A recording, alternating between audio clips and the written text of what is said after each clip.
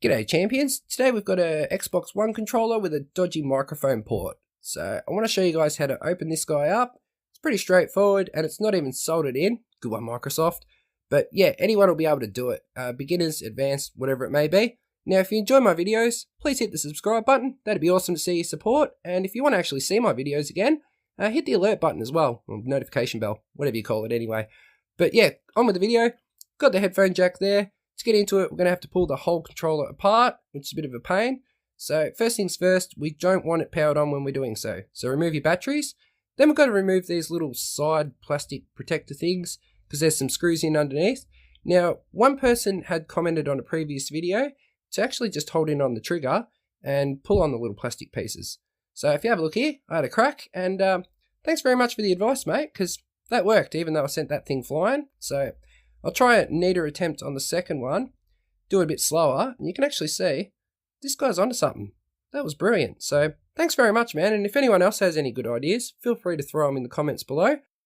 Next, we've got to get the screws out of the back of the controller. That's pretty straightforward with a T8 Torx screwdriver, or you can use a flat bladed as well. I've got a couple of videos on that. I'll link in the top corner there.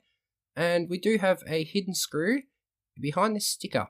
So you can just jam a hole through it and get that out. Otherwise, you can use a heat gun to remove the sticker nice and neat if you want to put it back and keep it all special and fancy, I guess. Or if you're doing it for someone as a job.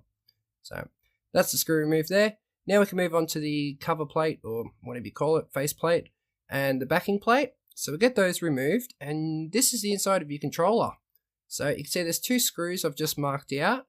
I want to get those removed. They use a slightly smaller Torx screwdriver, I think T6 from memory. Again, I don't know. I'm not good with the sizings. I'll put them in the comments or description below. And we've got access to the AUX port itself now. So you can see it's not even soldered in. I just tapped that and it fell straight through. So give it a shake, out she comes. So pretty straightforward. You got the joysticks here.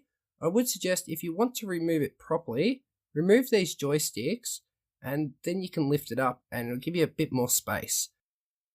Now, my advice before going ahead and putting the new one in, grab a toothbrush, and the contacts, they are known just to get a bit dirty, get a bit of a build up.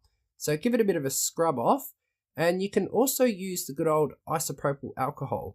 That works a treat. So just give that a quick squirt, give that a good clean up with the toothbrush as well. You can grab your new port after that. I'll put a link in the description below where you can get these ports from as well. They're easy to buy and reasonably cheap, just a couple of bucks. And I'd recommend buying them in bulk because they're known for going. Like, put in the comments below how many you've been through, how many controllers, because honestly, I think this is my third one now. But anyway, you can see he just pins back in, then get your screws back in, and that's pretty much job done. So just wanted to say thanks heaps for watching the video, guys. Thanks heaps for all my subscribers doing the subscribey thing and the like thing, all that sort of thing. Anyway, that's enough things. Feel free to watch some other videos I've got linked in the cards on the screen now, and I'll see you in the other videos.